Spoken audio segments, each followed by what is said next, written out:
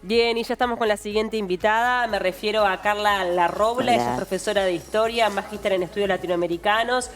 Bueno, perteneciente al grupo de investigación de la Universidad de la República sobre el pasado reciente. Estuvo en el periodo del 2005 al 2015 trabajando. Sí. Gracias por acompañarnos. Muchas gracias por la invitación. Un placer. Bueno, primero que nada, obviamente, hablar un poco del trabajo que realizaron en estos grupos de investigación, en donde, por lo que tengo entendido, se ha ido actualizando, o sea, por tramos, a partir, bueno, de nueva información que iba apareciendo y, bueno, y de nuevas aristas. Sí. El grupo al que estás haciendo referencia, que es el equipo de historiadores, digamos, el equipo de investigación histórica, empezó a funcionar en el 2005 con el gobierno de Tabaré Vázquez, que convocó a Barrán, a Caetano y a Rico para la conformación de un equipo de investigación que termina con 5 tomos, digamos, ¿no? Con los libros celestes, en el cumplimiento del artículo 4 de la ley de caducidad que habilitaba la investigación, pero que en realidad nunca había sido cumplido porque quedaba a disposición del Poder Ejecutivo cumplir las tareas de investigación o no. Entonces ahí con el gobierno de Tabaré Vázquez eso se llevó adelante y en realidad después del primer momento de investigación, que era circunscripto, digamos, a detenidos desaparecidos y en esa dimensión, digamos, también a la reconstrucción de los operativos represivos, es decir, en qué contexto habían sido secuestradas y desaparecidas estas personas. Después, en realidad, ese equipo siguió funcionando hasta 2015 bajo la órbita de un convenio entre Laudelar y Presidencia. Y después del 2015 quedó trabajando bajo la órbita de Presidencia también, y ahí es como otra etapa. Y en realidad se fueron actualizando lo que nosotros llamábamos las fichas o los operativos. Las fichas son como las fichas personales de los detenidos desaparecidos. Se fueron actualizando en la medida que aparecía documentación nueva para incorporar. Y también se incorporó la dimensión de los asesinados bajo la responsabilidad del Estado, asesinados y asesinadas bajo la responsabilidad del Estado, y no recuerdo la fecha exacta, pero bajo el gobierno de Mújica se amplió el campo temporal, porque en realidad el artículo 4, digamos, la ley de caducidad habilitaba la investigación entre 1973 y 1985. Pero empezó un poco antes. Claro, pero en realidad, por ejemplo, el primer desaparecido es de 1971, es decir, en democracia. Sí. Y la franja se estableció por una cuestión que tiene que ver no solamente con el incremento de la violencia a nivel social, sino también con una dimensión legal de 1968 a 1985. Bien. Y esto tiene que ver con un proceso que arranca en el 68 de normalización de la excepción, que es cuando se aplican sistemáticamente medidas prontas de seguridad. Sí, a partir de ahí es como que empezó a tener mayor liberación el ejército o las Fuerzas Armadas para actuar. Bueno, en realidad las Fuerzas Armadas ingresan en 1971 a la escena pública, de forma legal, digamos. Sí, pero públicamente. Claro, cuando es el 9 de septiembre, ¿no? Que se les encomienda la lucha antisubversiva a las Fuerzas Armadas y ahí comienza el desarrollo de sus tareas más públicas. ¿Y previamente cuál era el rol? Y previamente, en realidad, los que estaban encargados de combatir la subversión, por decirlo de una manera, era la policía. La policía misma. La policía y las agencias de inteligencia de la policía. Esto no quiere decir que las agencias de inteligencia de las Fuerzas Armadas no estuvieran realizando un proceso de acopio, de información o de vigilancia, de control, que eso, claro, se enmarca. Viste que los profesores de historia tenemos como la deformación de todo contextualizarlo. Pero está muy bien, claro, como tiene que ser, porque hay que entenderlo también, porque ¿no? en realidad se enmarca en un contexto internacional y mundial de Guerra Fría. Claro. Donde en realidad hay un desarrollo también del anticomunismo muy fuerte desde la década del 40 en adelante. En Uruguay la dirección, ahora creo que es Dirección General de Información e Inteligencia, pero la Dirección Nacional de Información e Inteligencia es de 1947. Lo que es como un momento también relacionado con la doctrina Truman, o sea, es como un momento de donde se instalan en América Latina distintas Sí. agencias de inteligencia Claro. para el control de la ciudadanía. Es decir, Exactamente, que tampoco es casualidad, ¿no? No, Obviamente claro. esto es algo que se dio a nivel global y que además después se da en varios países de América Latina de forma más o menos simultánea. sí, no puede comprenderse, digamos, de forma aislada. Exacto. ¿No? Cuando hablamos un poco del control militar, no solamente está basado obviamente en las personas que ellos consideraban subversivas, ¿no? Que de repente pertenecían al grupo armado, sino que hubo un control de la sociedad en general. Sí, sí, eso es como muy interesante. Muy interesante porque desarticula un poco la idea de que la dictadura interna. hay gente que no le pasó, digamos, ¿no? Ah, claro. Claro. En realidad, el proceso nos sucedió a todos, porque la vigilancia y el control que se desplegó desde el Estado permeó todo tipo de evento, acontecimiento, ¿no? Lecturas, los centros educativos, hay gente que quemaba libros. Claro. Por supuesto, más allá de que Claro. había también una práctica como de allanamientos, digamos, intempestivos, ¿no? O sea, que podían caer en una casa a allanar porque sí. Entonces, en realidad, eso genera, porque la idea también es generar como un clima de miedo y de desconfianza, ¿no? Es como una práctica política muy habitual de sistemas que tienen características totalitarias y autoritarias, ¿no? El control masivo sobre la sociedad, la vigilancia. Nosotros relevamos documentación también que está publicada en lo que fue como otra etapa también de trabajo de este equipo. Y hay una dimensión que llamamos del incilio, ¿no? Que era cómo era la vida cotidiana o cómo era, ¿no? Cómo se controlaba o se vigilaba la sociedad civil. Y vos tenés servicios de inteligencia en reuniones de Tupperware, en los campamentos de los Boy Scouts, ¿no?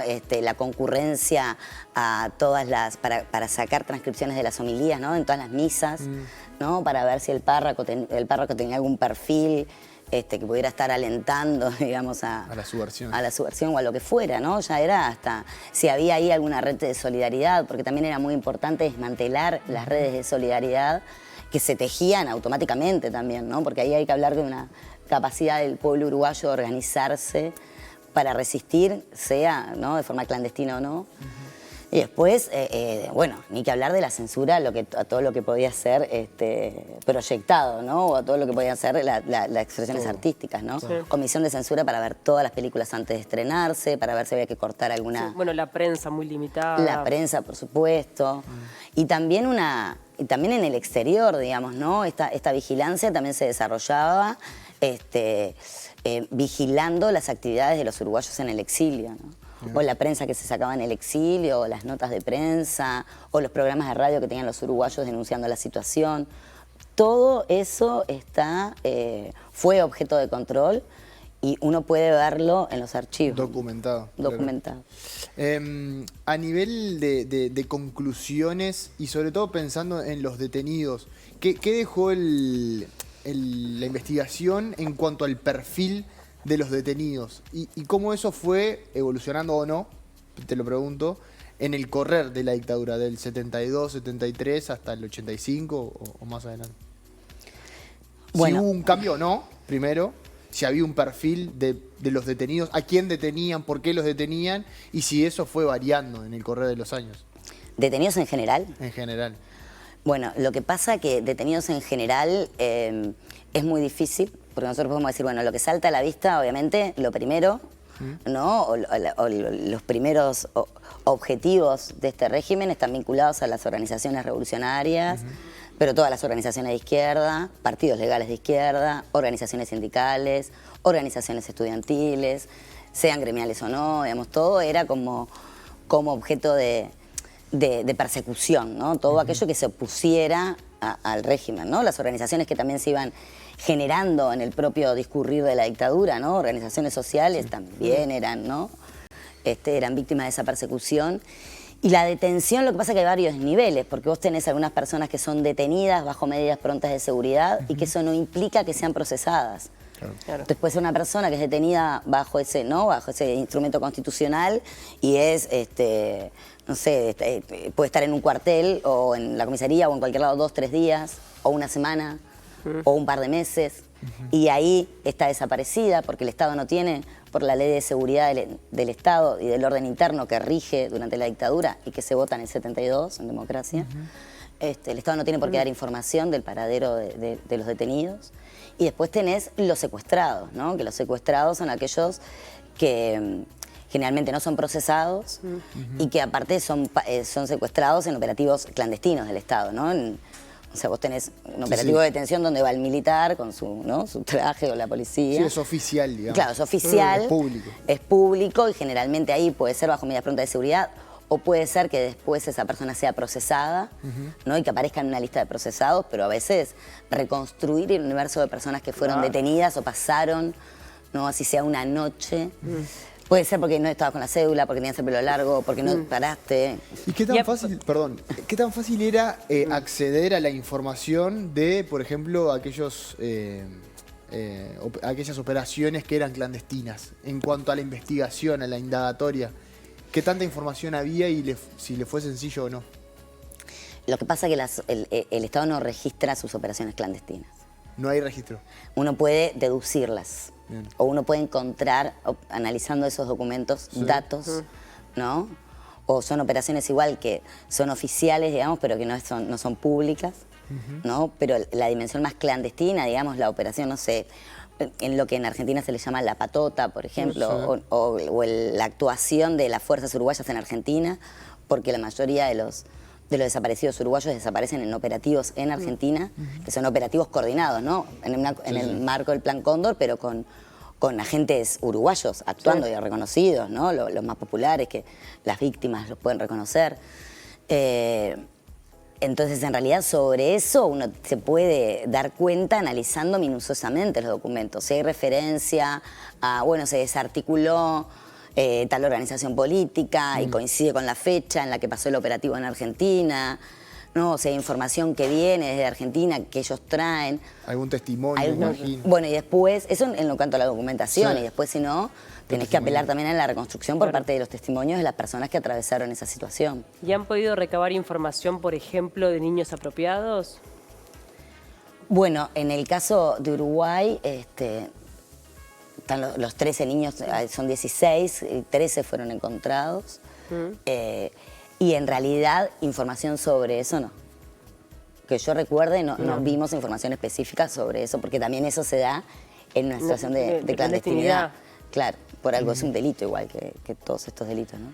Yo escuchaba, le comentaba a Pau antes de salir al aire que escuché, obviamente en el marco de este aniversario número 50, se escucha a varios dirigentes y exdirigentes políticos, algunos de ellos que hoy ya no están, hablando un poco de lo que fue la dictadura. Uno de ellos que escuché en las últimas horas fue Huidobro, y hablando un poco del contexto del marco, él hacía referencia a que fue una dictadura cívico-militar.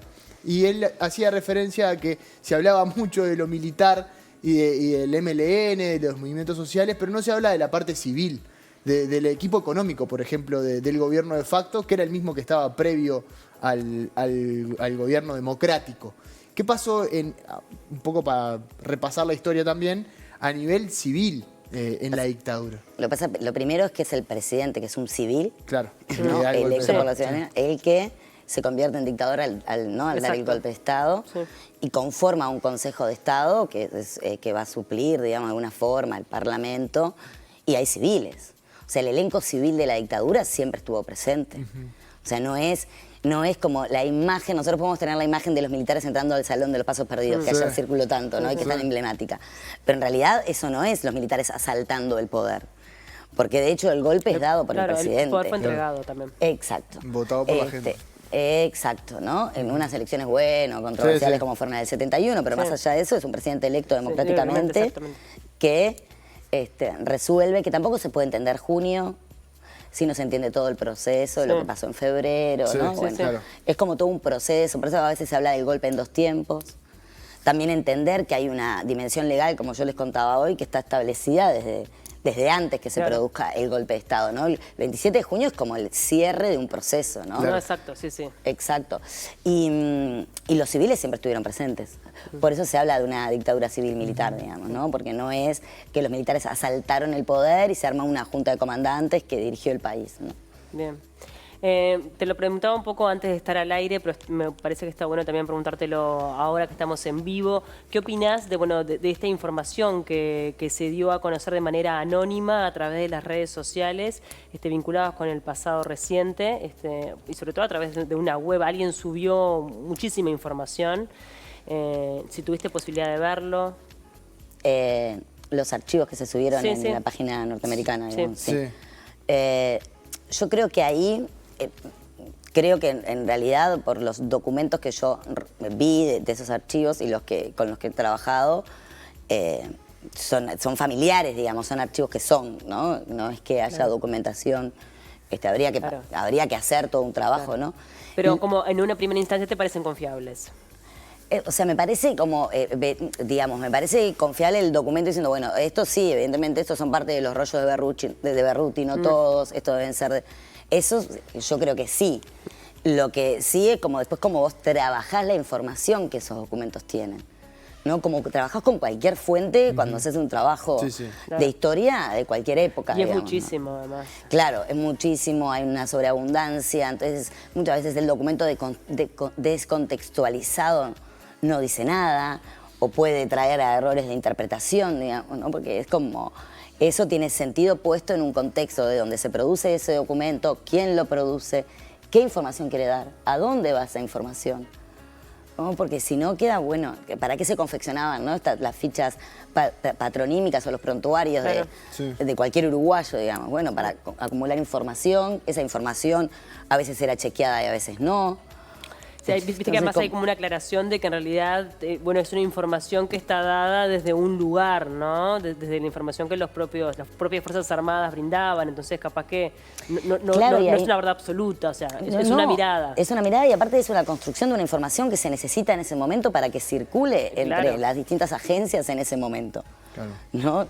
No están pensados muchos de esos archivos para ser, ¿no? Para ser divulgados o para... Sí, claro. Entonces también hay que tener ese cuidado porque hay información que es muy sensible, ¿no?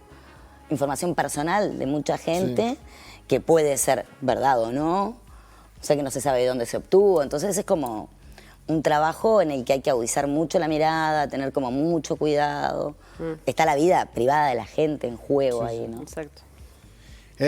Con respecto a la documentación y este proyecto de ley que está en boga también con respecto a la universalización de la documentación, si es con los cuidados necesarios, ¿estarías de acuerdo en que se universalice la documentación, la información que hay del pasado reciente? Sí, esto ha sido algo que se ha discutido mucho, Sí. durante mucho tiempo. Hace mucho tiempo. Sí. Hace mucho tiempo que se viene como discutiendo esto. A mí lo que me parece, pero esto es como mi opinión personal, ¿no? Sí, es sí, que sí. siempre que existan los protocolos de acceso, de cuidado de la información personal necesaria, siempre está bueno para la sociedad, ¿no? Para la investigación, que esos archivos sean accesibles, con todos los reparos necesarios. No es tipo, liberamos los archivos como Sí, si sí, sí, nada como si nada. y cualquiera accede. Bueno, en realidad hay que tener como ese cuidado y también ver cuáles son los objetivos del uso de esa información, para qué se va a usar. Se ha especulado mucho, ¿no? Estamos, bueno, hoy en una fecha muy significativa, son 50 años, es un número redondo. Bueno, aparecen estos archivos, también fueron hallados restos en el batallón 14. ¿Todo tiene que ver con algo? ¿Es casualidad todo esto? Todos estos hechos que han pasado. Bueno, no me voy a poner conspirativa. No. Qué buena pregunta, ¿no? No me voy a poner conspirativa.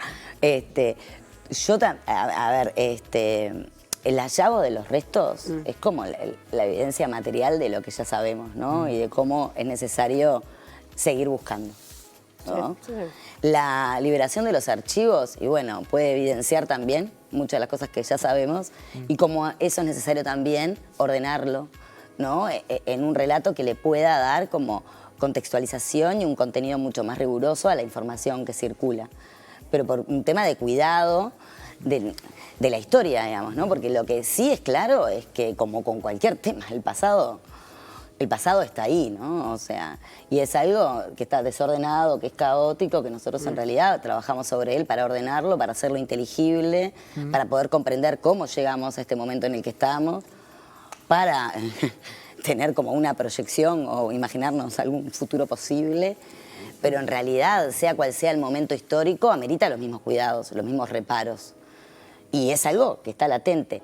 En este caso es un pasado que nos es muy sensible, ¿no? Que ha dejado muchas heridas que siguen abiertas, que están en la sociedad. Digamos, ahora se acaba de inaugurar el memorial de las expresas políticas. Bueno, ayer hubo una vigilia. Digamos, no es un tema que no nos toque, digamos, que no nos conmocione como parte de este país, o de la humanidad, si queremos. Y entonces, por lo tanto, me parece que lo que esto indica es que, bueno, hay que seguir trabajando, ¿no? Por la verdad. No, por la verdad que se pueda llegar con respecto a los reclamos que vienen de las familias, ¿no? De las organizaciones sociales. Lo que pasa es que hay gente que todavía no tiene una respuesta, entonces digo, es más que entendible, ¿no? O sea, hay gente que necesita. El otro día tuvimos a integrantes de familiares de detenidos desaparecidos y claro, dicen, ¿y qué me decís? Que se quede de vuelta a la página, no hay manera. No, es claro necesario. que no hay manera. No, pero, Claro. es que nunca se da vuelta a la página, con ningún tema se da vuelta a la página. Claro. La Si página no, está escrita. Claro, Sí. y en realidad siempre se reinterpreta, se reescribe, salen nuevas voces, nuevas posturas, nuevas interpretaciones, bueno, aparece documentación. No es que nosotros podemos cerrar el pasado y olvidarnos de lo que sucedió. No, claro. A nivel de documentación, ustedes que han trabajado mucho y mucho tiempo, ¿hay más información? ¿Hay más documentos a los que acceder? ¿Hay documentos que no se conocen? ¿O ya forma parte de historias que se conocen también a nivel de experiencias y de relatos que se han traspasado casi que de generación a generación, intrafamiliar? ¿O hay documentación que pueda llegar a dar más luz a esta situación, o a dar luz en realidad? Bueno, podría ser que existiera más información, ¿no? Podría ser que existieran archivos a los que no se accede. Eso tampoco se sabe, porque en realidad lo que uno puede suponer es, bueno, todas las agencias tenían sus archivos se reproducían, aparecen partes, aparecen algunos, ¿dónde está el resto? Bueno, eso es como una...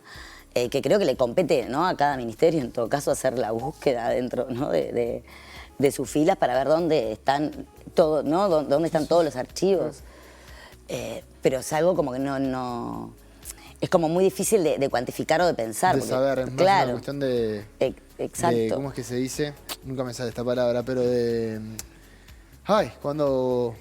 No me sale. No sé, me va a es que no sé salir. qué Como que vos me puedes gustaría hacer una ayudarte, pero no sé qué conjetura. decir. Especular. Son Yo puedo- especulaciones claro, de yo si puedo- creo que debe haber, pero Claro. en realidad nunca sabés. En realidad si sabés que, por efectivamente hay o no. ejemplo, si te aparecen 100 rollos, ¿no?, de microfilmados, Sí. y el primero que te aparece es en el número 80, decís, me faltan 80, porque evidentemente del 1 Claro. al 80 Claro. Sí, debería sí. haber. Pero eso también es una especulación. Claro. No es una suposición. Y después no desconocer que también muchas veces para poder elaborar eso, ¿no?, para poder como reconstruir esos relatos que vos decías, ¿no?, las experiencias personales, cómo la gente lo vivió, qué sintieron las personas, forma parte, ¿no?, Claro. de ese acervo testimonial al que vos tenés que apelar, digamos, para poder reconstruir. No, porque yo decía, la dictadura nos pasó a todos, aunque no lo sepamos, pero nos pasó distinto. Sí, ¿no? sí, Claro. obvio. Claro, todos tenemos nuestra perspectiva distinta sobre ese momento. Totalmente. ¿Qué reflexión haces? Es la consigna de la jornada y bueno, también aprovecho que estás acá para preguntártelo y para pedirte tu reflexión a 50 años del golpe de Estado. Y bueno, yo diría dictadura nunca más, ¿no? Como creo que es por ahí, y creo que también para que eso sea posible y para que se pueda como avanzar en la profundización de la democracia, es necesario ir desarmando la impunidad, ¿no? Ir desarmando los secretos, el silencio, el ocultamiento, y poder de alguna manera devolverle a las personas que han padecido, ¿no?, más en carne propia y que llevan un dolor en el alma muy profundo, bueno, entregarles un poco de paz con algo de verdad. Eso es como lo que me parece fundamental, que mientras reine, digamos, esta política de impunidad en algunos aspectos que nos atraviesa a todos hasta en nuestra vida cotidiana, ¿no? Bueno, es muy difícil. Es muy difícil. Muchas gracias por acompañarnos. No, Fue un por gusto favor, recibirte. muchas gracias. Gracias. Gracias. Hacemos una pausa y ya venimos.